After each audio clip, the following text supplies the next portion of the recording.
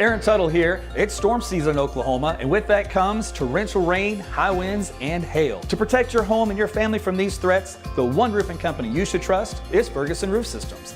They've been providing the best in roofing services for nearly half a century. Ferguson is Oklahoma's full-service roofing company, certified with an A+ Better Business Bureau rating and a 5-star rating on Google. And with Ferguson now offering Class 4 impact-resistant shingles, now is the time to trust them with your home's roof. Get started today at FergusonRoofSystems.com.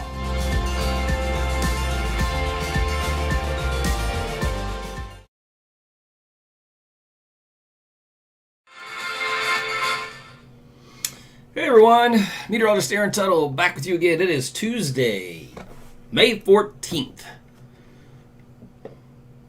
If I'm back, I mean there's some weather to talk about. So we got some severe storms back into the forecast for tomorrow. I was just looking at my weather cam right now and seeing if I could see some aurora borealis. We had another huge solar flare today, but the sunspot in the sun had rotated kind of away from the earth, so we're still getting a glancing blow.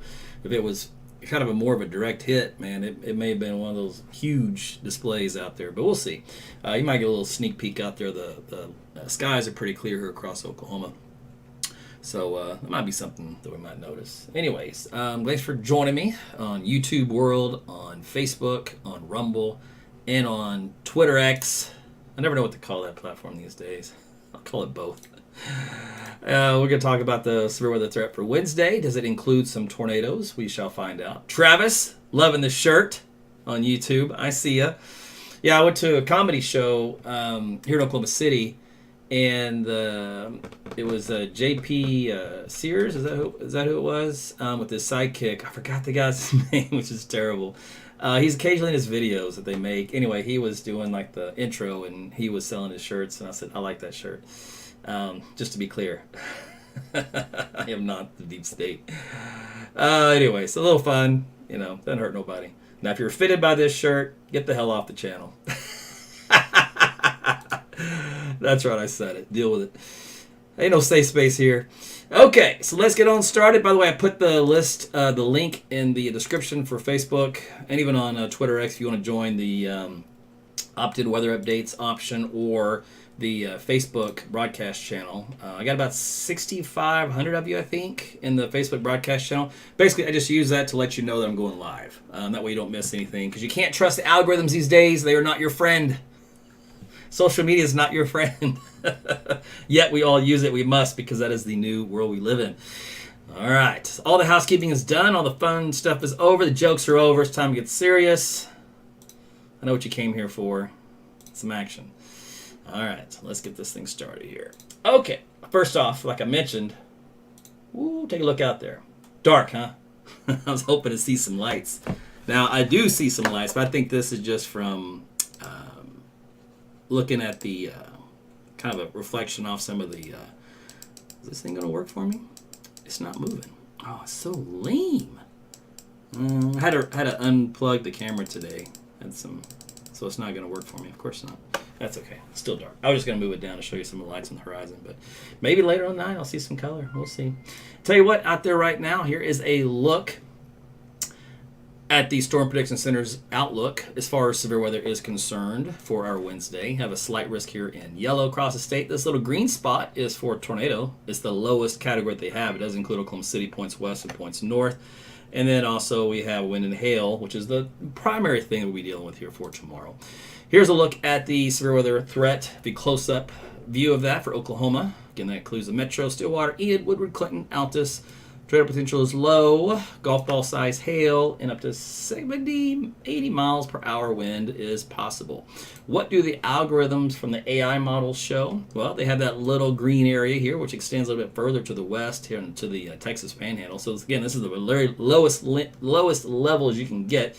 Again, this is the hail and the wind. If you look at the analogs, compare similar events this time of the year, it's got a bullseye of some severe weather reports here across central Oklahoma.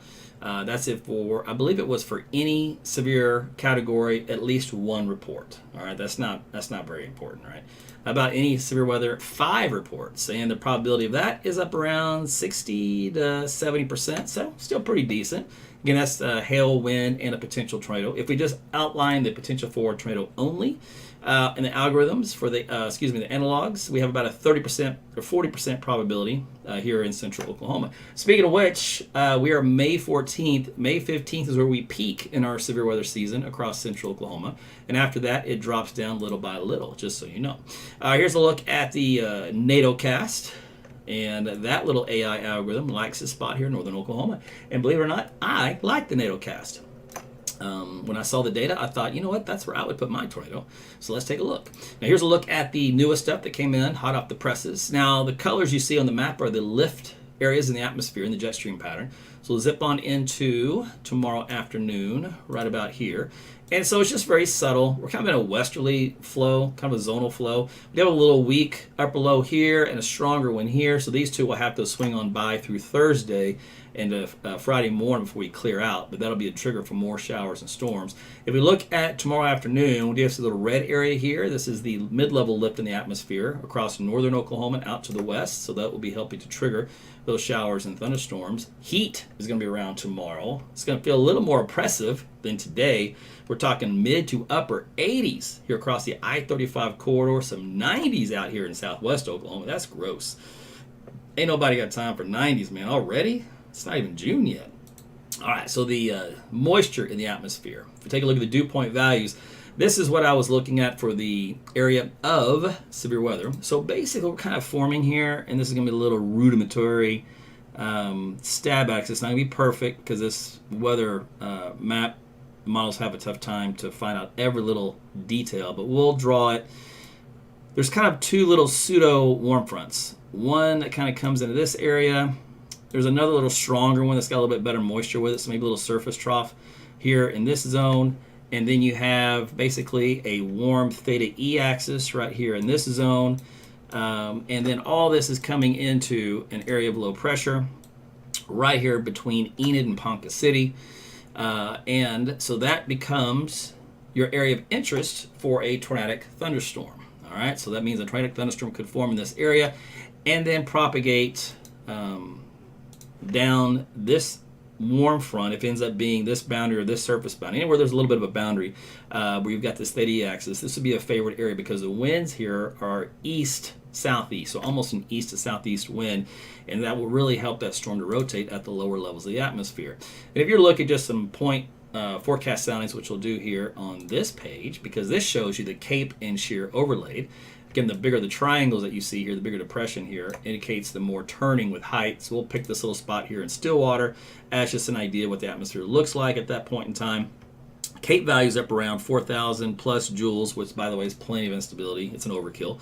Temperature can into the 80s and dew points close to 70. And then here's that shear profile, which actually with the more of an easterly surface wind has, oh my goodness, probably about 120 degrees of turning, 150 degrees maybe even, which is a lot of turning with height at the lower levels of the atmosphere. So that produces a possible hazard type of a tornado. And so that means any storm that kind of moves into an east-southeastward fashion will feed off the environment with a storm relative wind around 146 degrees. So in other words, it should be tornadic. We'll see what happens. Okay, so that's again, this is that favorite area here, and it doesn't mean we can't see something else elsewhere, but I think it may be a little bit more difficult. Cloud bases are a little higher out here because again, this is a sweet spot for moisture in this little quadrant here of I-35, northern Oklahoma to maybe Tulsa, kind of in this zone here. Let me just do a little triangle action. This is not really triangle, but yeah, it is. Kind of in that sweet spot zone. Somewhere within that vicinity looks like that'd be the best odds. Okay, so let's zip on to what the data looks like for the output on this. And we look at the tech model, which I like dealing with severe weather a lot of the times. Does pretty decent. So here is a look at 6 and 7 o'clock, and it does have a line of storms pretty much rolling through northwest Oklahoma into the I-35 corridor here by 7 o'clock. Does come on into the northern sides of the metro. Otherwise, it puts the brakes on Kind of like that event we had, a week or so ago. It had those storms tracking just north Oklahoma City. It's trying to do a repeat here, keeping it in that area of the state. Don't know if it'll be successful, but it does have some helicity tracks with it, indicating some damaging wind and hail, and maybe a potential tornado with that. Let's just see through the late evening hour. You see how most of that continues up here in northeast Oklahoma, and then also Kansas getting a little bit of action. And so there you go with that little round. Now, and it actually produces a second round here. This is Thursday afternoon, whereas most of the activity, the heavy stuff, is down across North Texas, and it doesn't produce a whole lot here. And my guess is because we're a little bit more stable from the storms that'll happen tomorrow into tomorrow night. So we may not, the clouds may not clear enough to get enough heating and destabilization. So Thursday is kind of a little wild card for us. So let's take a look at a close-up view. This is the 3-kilometer NAM at 6 o'clock. And there goes that cluster of thunderstorms here we have to watch for carefully. Other storms will also develop out in this area. But again, for tornadoes, this is what the area I'm watching for initiation after 5 o'clock. Those will continue to move into the northern counties, possibly affecting the Tulsa area during the 9 o'clock, maybe 10 o'clock hour, according to this data. Other storms out there in western Oklahoma, and you can see this one comes to the metro around midnight to 1 o'clock in the morning, and also for Tulsa overnight. For 5 and 6 in the morning, still scattered showers and storms. Now, these will be elevated overnight, so it's not a deal where the tornado threat continues. It's just a short window from basically in the very late afternoon to early evening hours, probably up to maybe 10, 11 o'clock at most, as for any tornado threats. Maybe about a 4-hour window, something like that. Otherwise, let's see, the rainfall on Thursday kind of lingers through the morning hours across the southern parts of the state. Otherwise, everybody else kind of dries out by afternoon, kind of hugging along the Red River. And then, let's see, by late evening, there's some storms that try to move out of the Panhandle, but they don't do anything that fall apart. And then, let's see, some new development Thursday night, Friday morning from Tulsa eastward into far eastern Oklahoma. Those look like they'll be non-severe, though, at that point in time. Let's take a look at the HER, and we'll see what it does. By the way, late tonight, there may be a little light shower activity dipping down across the I-35 corridor, moving west to east in the early morning hours, late overnight. Maybe an elevated thunderstorm, again weak, otherwise just some showers. So mention that. That kind of moves through in the early morning through Tulsa as well for drive time. And then, let's see, that's 11. Has a little sneak attack thunderstorm from Enid to Stillwater to Tulsa, moving through. Looks like it's a weak one. All right, and then we will go to the 5 and 6 o'clock hour, and it does have some pretty good thunderstorms here across the western sections, northwestern quadrant of the state through 7 o'clock. Doesn't really fire that sweet spot here as the NAM did, because I think it's an error. The HER has a problem with mixing out moisture too much, but eventually does get some severe weather going in this region by 8 o'clock, and that continues to move to the east. See, we have a little bit of helicity track with that, at least, again, indicate the potential, like we talked about. Otherwise, some big heavy thunderstorms here in Oklahoma City, according to this model, in the 9 o'clock hour and 10 o'clock hour. And there's 11 o'clock, and there's midnight. Again, might be a little bit of hail and wind with this one. Hopefully not a traumatic situation, because nobody wants those at dark, right? So there's 11 o'clock. Let's see, there's 1 a.m., 2 a.m., 3 a.m., 4 a.m., still raining out there. 5 a.m., good grief, this happens. Might get some brief flash flooding along the I-44 corridor. Heavier storms down here across southeast Oklahoma at that point. 6 and 7, still going here across central Oklahoma. All right, there's 10 a.m., and now we're finally shutting things down. So this model's a little different. It lingers the heavier rain at least through all of the morning hours, then dries it out around lunchtime. And then here is the mid-afternoon to late afternoon. I think because we're so stable in this area, it's having a tough time getting storms to fire along a surface boundary in that area. So it looks like that's not going to be able to do much. Some weak thunderstorms here in northwest Oklahoma. Otherwise, most of the stuff down here across the southern 1/3 of the state for any afternoon activity. There's that western stuff still trying to hang in there at 6 o'clock up to the Texas Panhandle in this region here. This stuff creeps to the north a little bit more back to the evening, and then develops again. So looks like there's probably going to be an elevated frontal boundary or surface frontal boundary that keeps firing that stuff off right on top of us, because that lift in the atmosphere of 500 millibars is still coming overhead through Thursday. So there's still general lift in the atmosphere. So it looks like it has favored a little convergence line here across the I-40 corridor, which again could spell to some flooding. Let's see what it does with the flooding, by the way, because now I'm kind of piqued on my interest. Let's go the her, and let's go this one right here. So the her, with all that rain, believe it or not, it didn't do too bad. There's that 3 to 3.5 inches of rain east side of Oklahoma City up the turnpike. Otherwise, we've got widespread 1 to 2. That's not terrible, so we might not have too much in the way of flash flooding. But that signal for the rain sure was concerning. So we'll see what happens in the output of the data. Other models, if we kind of blend them all together, kind of favors this section of the state, and also down here in this section, and kind of a hit and miss hodgepodge in between, anywhere from a 1/2 inch to 1 inch. Now on this particular one, it's a very conservative blend. It will not pick out the heavy thunderstorms that produce sometimes those 1 to 2 inch rainfall rates that can cause the brief flash flooding. So just a heads up on that. All right, let's see. I think that was everything I wanted to show you. Temperatures for tomorrow, as we said, it's going to be a hot one, mid-80s here in central Oklahoma. Otherwise, Thursday and Friday look much better as far as temperatures are concerned. Friday's the pick of the litter. We get those storms out of here by Thursday night. And then Saturday's a warm one with some drier air in place. Then we're going to get things going on the humidity side for Sunday. So Sunday may end up being a severe weather day. And that's what I was going to show you. Skip that map. Let's go back to that here. It was this one. Okay, so this is the Cape and shear vectors and instability numbers for Sunday. So on Sunday, we have significant amounts of Cape. In other words, it'll be quite humid. And right now, just kind of anchored in this area as far as the European is concerned.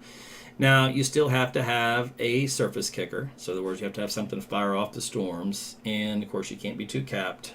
But we'll see. There's a little disturbance coming through in that time period. So we might be dealing with some severe weather late Sunday afternoon and Sunday evening. Those of you folks that do have some plans, we'll have more about that in the coming days. But again, there's your forecast after that. Back into the, looks like close to 90. That's a little too warm for me. I don't like that at all.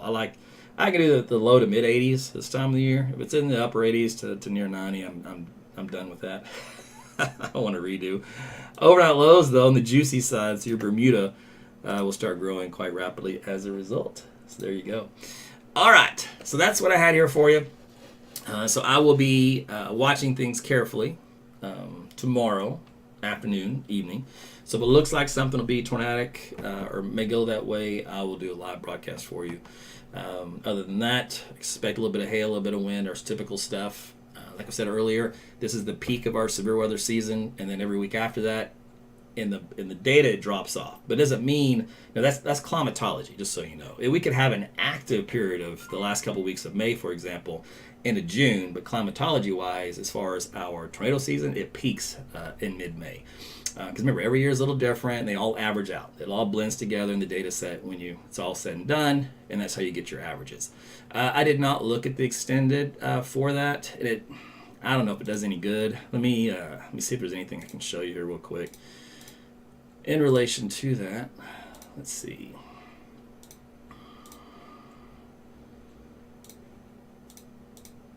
No, I was going to show you like one of the little, I guess I can show you this one.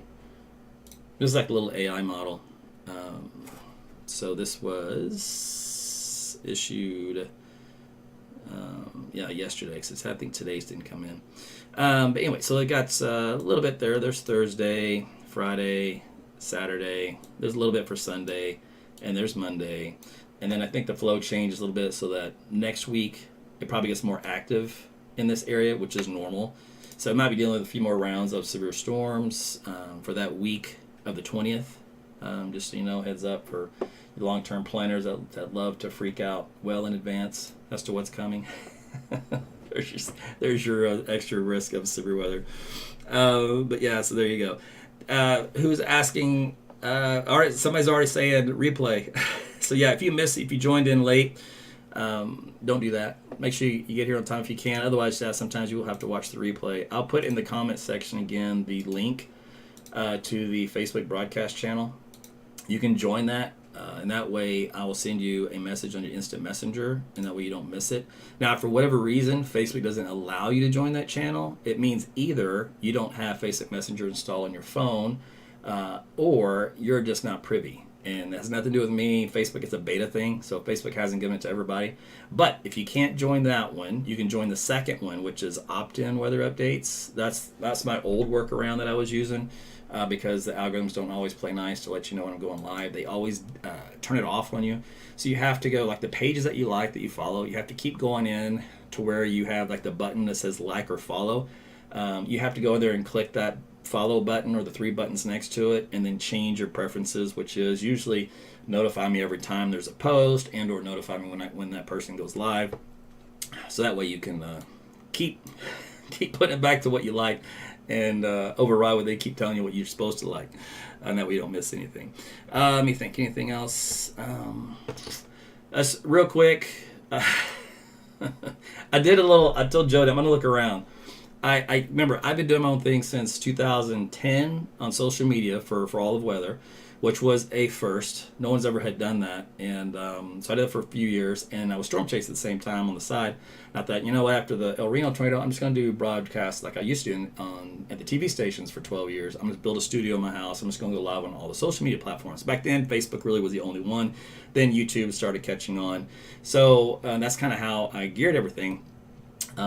And at the time, I was doing it because I just wanted to help you, right? Because it was something that I'm passionate about. I love doing it. I love helping the community. There was no money in it. If some of you remember, I had to GoFundMe at one point when I started, because it cost me, I think it was upfront costs of everything. It was like $60-something thousand when I had to build all this stuff and make it. And that was a ton of money. That was for a website, app, all the computer equipment, all the software I have to use.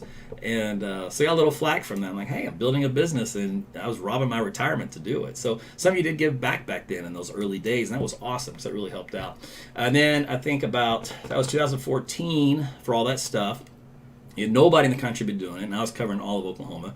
And then 2000, I think it was 17 or 18, Facebook started playing with a little monetization for content creators. And then they all started doing it. So Patreon came in really strong first. So that's why I have a Patreon on the side for you guys to donate to me. So Patreon was first, and then we had Facebook fan subscriptions came on, then YouTube copied that. And so now there's different business models to give back to your creators. But when I did all this, there wasn't anything. This was all self-funded. And then you guys were awesome when the monetization did come into play, that you started giving back. So that's kind of the synopsis about how the landscape started with me. So ironically, I was a pioneer in an industry which I didn't know I was a pioneer. In other words, I was just doing stuff and just seeing what would happen. Now you have a lot of content creators that are popping up in the weather world. A lot of these are what we call grifters or scam artists, or people just love weather. They have no qualifications. They have no education, but you're never going to know that, right? How do you know that? Well, because con men are con men for a reason. You can't tell a con most times. So here's the deal. When you're following those people and they're trying to tell you life-saving information, they can't even read a radar. They're going to pretend, and you're not going to know the difference. And to me, that's bad news. I would never want to be put in that situation where I could cause somebody's death because I'm just trying to make a buck in an industry where I see a chance to make a buck. So there's a lot of that out there, and so I spent some time on YouTube looking around to see the channels, and I'm just sitting here looking at Jody, just shaking my head. And the funny thing is, not a single one of these people, and there's about, I think, 10 different channels right now in the weather world that I was able to come across. None of those people ever reached out to me and said, Aaron, man, you're a pioneer in all this. You broke the mold. You created what we're doing now. We are all copycats of your original development, your design. Not a single one has given me any props. And I looked at her, I was like, that figures. Humans are turds. But no, it'd be nice to have my own weather community reach out and say, dude, look, I may hate you, but I respect you because you're awesome. You proved that you could do this. You released your own weather app. You retired from TV. You did it all on social media. You built everything. You track severe weather. You compete with the TV stations. You cover all of Oklahoma. You've been doing this since 2014. No one's done that. You were the first. And not a single person has ever reached out and told me that. And I was like, you know what? It's fine. So whatever. I'm still going to do me. And I'm still going to come up with different ideas and stuff to do. So that's a little background just about how I even got to this point. And so when you're watching other content creators and the other weather people that do this, I'm just letting you know, There's going to be a lot more out there than this because I've proven that you can do it. The business model is now out there to make a lot of money on YouTube ads and all that kind of stuff. And so there's no reason for them not to. Now, I can tell you, I wasn't in it for the money. Those other people are, but I wasn't. When I started, it was just you and me. What was in my back pocket. So things are way different than they were. Tamer was around for the GoFundMe days, I'm telling you. Yeah, you know, and the other thing is you have to understand, even when I was here in Oklahoma City on the TV side, and I retired. Okay, so I got out of the TV business. I saw what was coming in the business model. It was terrible. So 2007, I retired. Contrary to what you're going to read online, I had to sign an NDA, by the way, which means you can't talk about it. So I got to be news for you. If you're fired, you don't sign an NDA.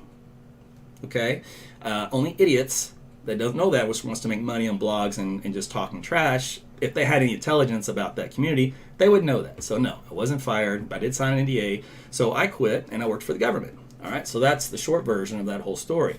And it took a few years before I decided, you know what, I missed what I did. All right, I missed helping you guys. So that's how that whole thing started and ended up doing on weather on Facebook. But that was just an interesting time just because I didn't really know what I was doing. I just had some ideas and I started just doing stuff and one thing led to another. And the whole Facebook thing blew up and we ended up with over 100,000 followers really fast. And then that kind of topped out. What I realized over time was as Facebook changed, your organic reach changed. In other words, Facebook started to say, okay, we kind of gave you everything for free. Now we want you to pay for it. And I rebelled and I said, I'm not paying you anything, right? First off, I can't pay you. Secondly, no way, get lost. So my count kind of stagnated, like around 150,000 people or so. And it kind of stopped growing after about 2016, 17. That's whenever Facebook started doing that. So then the only way to blow up your account after that was two things. One is you pay a lot of money on the promotion side called boosting. All right, so you have to boost everything. They'll show it to more people. Therefore, you get more follows. All right, so that was one aspect. The other thing was clickbait, and I mean the most salacious, dopamine pushing things you can do. Big attention graphics, big words, big scary stuff. So that's your business model in the weather. So when you're watching other individuals, you will notice that there will be a lot of that. There will be a lot of strong wording from a bunch of morons because they know that you'll watch, and then because your brain can't say no. It's like a car wreck on the side of the road and you're driving, you just got to slow down and look. It's the same thing. It's just the way the brain works. That's why news is always fear, gloom, and doom. You know, if it bleeds, it leads. All that stuff is true. You know, and it's a business model that preys on human nature. So that's the same thing with weather. So just be advised when you're watching the different content creators that come up. That's going to be their MO because they got to make money. And the algorithms reward the most salacious, the most clickbait, the most big words and bright colors and everything else that you have out there. And the most, I don't know, the terminology you pick from, you get rewarded. So it is what it is. I'm not that way. So therefore, I don't get to enjoy large mass increase in followers because I don't prey on people's fears and I don't manipulate people. That's a salesman tactic, by the way. And I've got a whole diatribe I can go off on sales. Sales is two parts. There's a part where if the product is good, it'll sell itself. You just have to get out of the way. All right. Then there's the part where the product isn't so good, and therefore you must use every single manipulation tactic known to mankind to get that person to cave to buy what you want. That's the dirty side of sales. So you're in one of those two camps. I got no respect for the second camp. Could care less. And if it's not a good product, why would I be selling it? If you've got to stretch everything to get yourself to sleep at night to say, well, I got to feed my family, even though this product is a garbage and basically it's a con operation, I got to feed my family. You know what? Go find something else to do. If you have to sit there and do mental gymnastics, that's not me. So I'm not interested in that. But that's a whole another aspect of what's out there in this whole space of social media that you're going to find. And, it's nothing new. This stuff's been around forever, that whole mindset. So just know you're being manipulated a lot of times, both on the TV side from the local affiliates that you watch to anyone you have on the internet. And it's frustrating. It's I just shake my head. But I do what I do, and I just kind of keep my head down and just do my own thing. And that's the way I'm going to keep doing it. I can't worry about everybody else. They're all copycats anyway. So the way I look at it. So I built something. I'm pretty proud of it. And I'm going to keep doing it like I've always been doing it, which is no hype, no anxiety. When we cover the storms, I go through everything scientifically. I walk you through. We're on street by street. If it's a tornado, the first thing we look at underneath. Is it over an open field with trees? If it is, who cares? That's the whole... Because the flip side of that is, oh my gosh, it's an F5, it's an F5, it's doing all kinds of damage everywhere. And then you go and you look under the radar and it's over an open field of dirt. You see what I'm saying? One's doing you a service, the other one, no. So that's not me. I couldn't even pretend to be that person. So screw that. So I'm all about the data. I'm all about reality. I'm all about facts. So that's how I approach it. It's very logical, very scientific. The other night was interesting because it was the first time we had an atmosphere that we know, in other words, to modern era of meteorology, where if we had a storm in that atmosphere, it was just Armageddon, total chaos. In other words, these storms, whichever ones developed, would not only be tornadic, but extremely strong tornadoes, violent tornadoes, long track tornadoes. That was what our environment had predicted. And then when we sampled the environment with the balloons, real-time data, still kept it. In other words, the models were right, but it didn't happen. The storms, they had kind of lined out a little bit.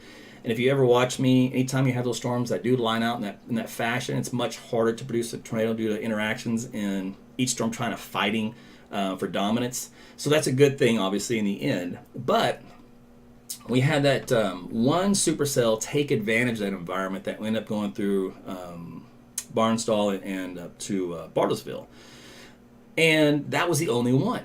In reality, there should have been a bunch of them like that in the warm sector that went up, and they didn't. And the armchair meteorologists were trying to go back to figure out why it didn't happen. They were coming up with all kinds of excuses or ideas or reasons, and they were all focused on the cluster of storms that came out west on the dry line that moved east, to I-35, coming along north I-40. And that's fine. You can focus on all that and say how the storms didn't mature properly. There was a little bit of dry air, maybe there was a little bit of this, maybe a little bit of that. And then they didn't quite get to their more of an isolated appearance. That's fine. I got no problem with that. But what no one can answer is, why didn't the Barnsdall situation repeat with more than just one cell? It was all in a favorable environment. So that was one of those deals where everybody's like, I don't know. Well, obviously we have a lot more to learn. And of course, I have all you prayer warriors that say, we prayed it away. We prayed it away. And I got no problem with that, just so you know. I know, but you have to be very careful, all right? Because when you imply that, are you implying that Barnsdall didn't pray it away? Are you implying that, Bartlesville didn't pray it away? Are you implying that they weren't worthy to not have the storm? You see what I'm saying? So you have to be very careful when you do that, because I get what you're saying. But, so that gets in that weird state, and, the people at Barnesville are going, why don't you pray harder for us? You know what I'm saying? So it gets weird. It gets messy. But I got no problem with the whole prayer thing and all that. But, just keep that in mind. It's, I wish it was that easy. But, I'm doing a whole deep dive into all kinds of stuff right now, from awareness. So awareness is, for example, you go into a room, you have no lights, no sounds, complete dark, no thoughts. Just be aware. Is that possible? All right. So that's one element. Then you have consciousness. All right. And that can be conscious as a collective, consciousness from God, consciousness is human interaction, consciousness of the self. Then you can have soul. Now, Do you have a soul, or does a soul have you? In other words, is what we're all into is a temporary, it's an avatar, it's a body for that soul to experience what God created here for earth, and if so, for what purpose? And then you can go down that whole avenue. And so, again, I'm diving down on all this stuff because I want to understand more about what's going on. This is besides me just doing what I do here for you. This, God trained me on. I get it. I use it. It's a tool to help you. It's something it works because that's just who I am. But it's I need more, So I'm looking for something else past that, as in what ties all this together? Because when you look at the world, and I've gone way off sidetrack, by the way, from the weather tonight. But if you follow me for a long enough time, this occasionally happens. Which means you get to at least know a little bit more about me versus whatever somebody else says about me. All right. So then you have a situation where you look around and you see the world filled with just total turds. I mean, the turds of the turds of the turds. And you're going, this can't be it. Because then you go back to the whole, and this is where, there's a lot of biblical misunderstanding and misinterpretation from every facet. But let's just take, for example, in his image, all right? And I look around and I see turds, and I go, turds in his image. This is in his image. I look at the worst of the worst, and going, that can't be it. That's a misinterpretation. So where is that where does that come into? So then you have to go a different avenue for that. You've got to go more of a spiritual component. You've got to go more of what's inside of you component that's not in a physical realm / or a mental realm of that. That has to be something way on the other end. So you have to go down that process of discussion and thought. And then you tap into everything that, scriptural wise can happen. Mankind still tries to do outside of that. So, for example, I'm wearing this shirt, which is kind of funny, right? But at the same time, there's truth to that. So, for example, remote viewing. Do you know remote viewing is a thing? All right. And if you haven't known, you Google it. It's actual thing. It's been done here in the military for decades.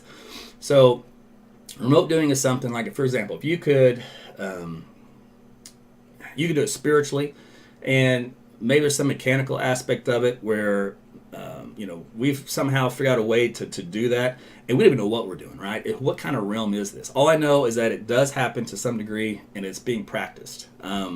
So that opens up a whole different area of what dimension are we in? Third dimension, fourth dimension, fifth dimension. Where are we going? So whenever your body ends on this planet, the whole idea is the Bible makes it short, simple, sweet. Follow Jesus, do good things, be rewarded, you go to heaven. Boy, isn't that a nice little storybook? Now, obviously, there's so much more that we won't know. And there's, the idea of hell. So the idea is, when you do go, do you separate in that soul, that consciousness, depending on what you did here on earth? Are you, quote, separated from God? Now, God being obviously the ultimate creator of the entire system that we're in. You can call it whatever you want. You call it a matrix, right? You can call it, because there are so many things outside of this, quote, planet that there's no telling what's out there, what's going on. And if there's different dimensions, good luck with that. We do know that there's spiritual dimension. All right, well, that's something. So there's all kinds of things that we may not interact with, or maybe we will eventually interact with. I don't know. But the point being is, so if you get separated, and let's just say that God, at some point you said, you know what, I'm done with you, I don't want you, and I'm doing my own thing until I turn in the dirt. And you get to that time where like, oh my goodness, I was way wrong.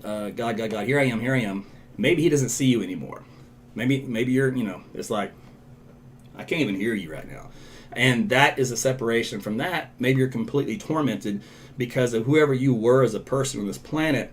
That goes back to you tenfold or hundredfold. Maybe it's total hell for you, right? And then after that, maybe some time elapses. It could be an instant. It can feel like an eternity.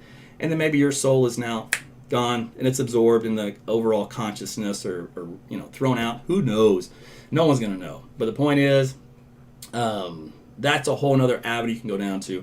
And so the reason why I was doing all this is because I was like, this can't be it. You know, we're programmed to, from birth, we're programmed to follow the rules, do what we're told, have 2.5 kids, have a 9-to-5 job, raise grandkids, try to help some others, and die. That's it. Over and over and over, next generation, next generation, next generation. Pay your taxes. Pay your taxes. Pay more taxes. Your taxes will fund things that you don't want. Your taxes will go against your religious beliefs. Your taxes will go against things that you would never pay to have done, but yet you're forced to do it. So that's another problem. I was like, you know what? I'm not okay with any of that. And then you have humans turn on each other. You throw a pandemic in the air, oh, forget about it. You want to know your worst enemy? It's your neighbor next door. They wanted you dead, you know, or you're a grandma killer. I mean, it was the worst of the human experience. And I'm like, this can't be it, man. There's got to be something way we're missing. And so you look at all the other, you know, religions. You look at the monks, right? You look at the meditation aspect, look at the yoga aspect. There's the chakra aspects. There's all these energy pathways. You look at those that can meditate and remote view. You look at, so there's so much more that we don't even tap into, or we're not even supposed to be asking questions about. And if you have any avenue where a question is shut down, they say, well, don't ask that. That gets you into trouble. You know what? Tell that person to shut up and go find out what that is, because you need to be educated. And there's so much education out there. The internet has actually made that part easy. Otherwise, you'd never be able to do this. So you can deep dive into all these different things. And then, of course, you have the crazy stuff. And you have the flat earth. You have the harp. You have all these other little things like that, which I think are psyops, is to get you to focus on stuff that doesn't matter. All right? Even if it was true, it doesn't matter. It's so small, so small. My point is, at this level, is where is your consciousness and soul going? What happens afterwards? What can we experience while we're still on this planet that we're missing? What was shut down from us that we're constantly being under this lock and key of the cabal or the elites or people that are deciding history for us and the future for us. Speaking of which, history, there is no history. Have you not noticed that? You can go back the few hundred years and it starts to get really screwy. Who did what? When? Where? How do we do that? And you go back a couple thousand years, forget it. You go back past 2,000 years, no, man. It's like, are you serious? You mean to tell me that we don't have a record of our own existence as humans? This doesn't make any sense. And if you go back, you have to find it. You go find the tablets. You find the scrolls. You find it in the pyramids. You find it in all these ancient civilizations where they just carve it into stone. And you mean to tell me there was nobody to hand all that stuff down? It's like we have gaps that are all missing. And so there is so much out there that we know nothing about. But by golly, pay your taxes, have your 2.5 kids, have your 9-to-5, go home, eat your dinner, go to bed, repeat, do it all over again, and then consume yourself with a bunch of materialism. Make sure you're happy and satisfied with all the drugs and the porn and everything else you can come to think of. And all this stuff, I think, is totally blinding. It blinds everything. It blinds your spirit. I think it prevents you from growing or experiencing what's really out there. Now, is it something you can lock into for spiritual wise, where, as in, let's just say the energy within, let's say you can actually tap into, say, Christ within you. Okay. So let's say that it's not a metaphor. Let's say it's actual reality. And let's say, for example, what we're experiencing right now isn't reality. In other words, it's seriously like a matrix. It's false persona. It's evil cloaked. It keeps you focused on stuff that doesn't matter. It's always one fire after another fire after another fire. Have you ever noticed that? And if you're constantly being pointed to this problem, then that problem, then that problem, you will go your entire life focused on all these problems, and you will never once go, what about me? What's happening inside here? What's happening up here? What am I doing? What do I need to be doing? If you tune all that stuff out. And so that's why, like, the monks, man, when they meditate, I saw one guy, he was on a mountain. It was snowing. He was covered in snow. They did a video of him, and they found out when these guys will meditate, they create internal body heat that makes them impervious to what's going on around them. So he should have froze to death in minutes, and he's out there just fine. He's totally, I don't know where he is, but he's gone. He ain't here. He's not on this planet. What's he doing? No idea. So I'm saying there's stuff out there that we don't know, and imagine if all of us were trained at the early stages of, the whole idea of a mustard seed. You can move a mountain. What if all that was still actually true and still able to do, because we didn't have all these outside influences that told us no, and we didn't have all these outside influences that distract us and everything else. So what I'm saying is, here at the age of 50, it's midlife crisis time, and I've got to find out what's more is out there. So that's what I'm doing. So I just gave you a whole history lesson of what I've been looking into off and on over the last couple of months, and I'm wondering what's more that I'm not taking advantage of, because it has to be more than just growing old and dying. And then I hope at the end of the day, well, I'm meeting the Lord soon. I hope I did good, and I hope I'm rewarded, and I get to go to the pearly gates, and I get my little spot as a janitor up there in heaven, and just smile as I sweep the floors. I think that's garbage. So I mean, there's some element there, and I think it's more of just your consciousness, your soul going back with the Lord at that level, with God at that point. And I honestly, as the Bible thumping Southern Baptist Christian, we were told all the other religions were false. And if you really broke down, I'm finding this out now, of course, because we're like this, right? You're being told what to think and what to do and don't ask questions. And a lot of these religions, believe it or not, are all based off of other, I think it's Sumerian text and some other things, and they all have a very central common theme. They all vary a little bit. Of course, Christianity is the only one that has like Jesus, the Savior, for you on the cross. So that's the outlier, and that's what the Christianity will preach. That's where it separates from the rest, and that's why it's the most valid one. I got news for you. There are a lot of canons, the books in the Bible, they weren't all included, right? Because they were too squirrely. Didn't quite fit the good message. Made things too little out there, right? So the book of Enoch, for example, it answers a lot of questions in the Bible. Who the heck were the Nephilim? Oh, let's just gloss over that and I'll talk about that in church. Are you serious? Giants roam the earth. Angels, angels had relations with the females on earth, and you're just not going to talk about that? Well, we don't know. Yo, you do know. What's in the other books? Well, we couldn't verify those are written. Are you serious? You can't verify any of this stuff was written, but you're going to include it. So that's the irritating part with me on the religion side, just on the Christianity. I want to know it all. Let me decide. At the end of the day, it's my walk with God and that path anyway. So who are you to decide what I should or should not be able to learn from, to separate? So that's everything in life, right? You're told what you're allowed to be seen, the rest you're not. You go to history in class when you're a kid. You're told all these ridiculous, Columbus sailed the seas, and you all this, kindergarten type gloss over of reality. And then you realize, no, mankind is terrible. I mean, horrible stuff we've done, man, to each one another, going way back.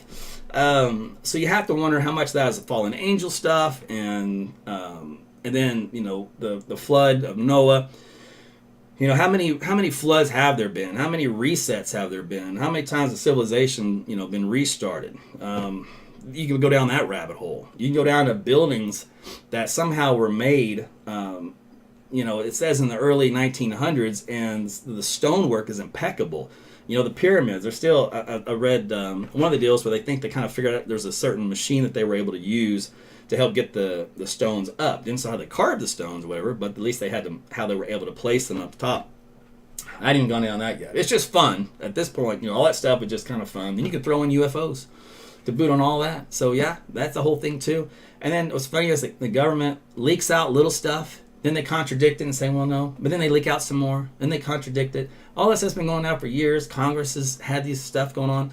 And so they finally come out and say, yeah, they're UAPs. All right. So in other words, they're UFOs, but we're not calling them UAPs. And we call them, it's not aliens, we call them NHI, non-human entities. Is it they get it? Non-human what's I? Is it entity? No, I thought it was entity, but maybe it's not. Maybe it's that'd be NHE. I don't know, something. Point being is, I'm like, wait a minute, hold on, we got aliens? Excuse me? So you mean all this stuff that we used to watch from the X-Files, everything was actually real, and now you're just not telling us? And then, I don't know, man. So look, there's so much going on right now. That's all I know. And when I look back, none of this makes any sense when you put it all together. And I'm like, there's got to be so much more. And our eyes must be completely shut to the majority of stuff that goes on, which means we're missing out the important parts. We're missing something. So, the love in the family, that's good. That's great. That's rewarding. But I'm just telling you, there's got to be so much more that we don't know, that we haven't even gotten into. So, anyway, so that's where I'm going. If I find out, I'll let you know. But all right now, I've got a lot of questions, a lot of rabbit holes and paths, and I ain't got the time to go through all of them. But every now and then I get a little here, a little there, and I let my brain try to map it all together and see where it goes. But it's way off. Welcome to my world, though. So I am a thinker. So, and like I said, I woke up. It was a pandemic that woke me up. It was the nonsense that happened with that. Oh, by the way, there's a new pandemic coming. It's the bird flu, I was told. So get ready for another forced round of vaccinations and bird flu, or we're all going to die and or kill each other by breathing. So, we'll have all that again. That'll be fun. Maybe we'll all wear masks again. Can't wait for that. Aw, got the little ones? Yeah, we got. Okay. Come here, buddy. Oh, super doggy. All right. Okay. Well, this is dangerous. All right. Apparently they were asking for you two. Hi, buddy. Hi. So this is Penelope right here. And this is little Larry. So, believe it or not, Larry's gotten a little big. He's at 5 pounds. He used to be 3.5. So I won't be able to hold him much very longer. Try buddy, me too heavy on my arm. But when you get them side by side like this, it's bad news. One of them starts squirming, and this time it's going to be her. So, which is funny because she's usually the one that's still and he squirms. So, anyway, but there they are. All right. But I come home, when I say I'm home, and I go like this, I go, and so I get a bunch of doggy kisses.